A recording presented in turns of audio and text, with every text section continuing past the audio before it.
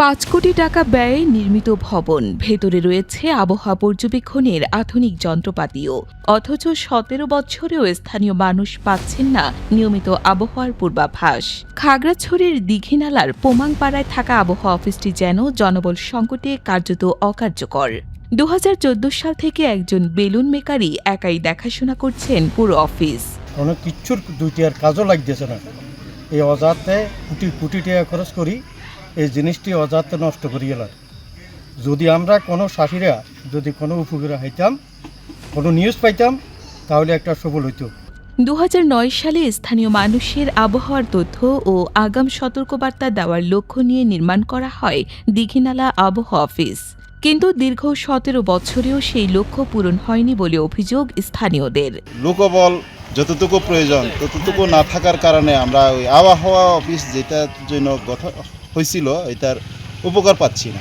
স্থানীয়দের অভিযোগ, ২০০৯ সালে অফিসটি চালুর পর থেকে তারা নিয়মিত কোনো আবহাওয়ার পূর্বাভাস বা দুর্যোগের আগাম বার্তা পাননি।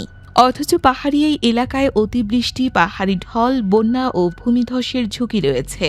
আগাম তথ্য না পাওয়ায় বিপাকে পড়েছেন কৃষকরাও। কখন বৃষ্টি হবে বা অতিবৃষ্টির আশঙ্কা আছে কিনা এসব তথ্য জানা গেলে ফসল রক্ষায় আগে ব্যবস্থা নিতে পারতেন তারা। কার্যকারিতা যদি চলমান থাকে তাহলে এলাকা তথা স্থানীয় জনগণ থেকে শুরু করে চাষাবাদ থেকে শুরু করে প্রত্যেক কিছুর একটা সুআভাস আমরা পেতে পারি। অফিসে রয়েছে বৃষ্টিপাত, তাপমাত্রা, বায়ুর গতি ও দিক, বায়ুচাপ, মাটির তাপমাত্রা ও সূর্যালোক পরিমাপের বিভিন্ন যন্ত্রপাতি। রয়েছে কম্পিউটার, সোলার প্যানেল সহ প্রয়োজনীয় নানা সরঞ্জাম। তবে সব পরিচালনা ও তথ্য বিশ্লেষণের জন্য নেই পর্যাপ্ত প্রশিক্ষিত জনবল। স্থানীয়দের প্রশ্ন, প্রায় ৫ কোটি টাকা ব্যয়ে অবকাঠামো ও যন্ত্রপাতি থাকার পরও কেন মিলছে না কাঙ্ক্ষিত সেবা। তাদের দাবি, দ্রুত আবহাওয়াবিদ, দক্ষ পর্যবেক্ষক সহ প্রয়োজনীয় জনবল নিয়োগ করে অফিসটির পূর্ণাঙ্গ কার্যক্রম চালু করতে হবে।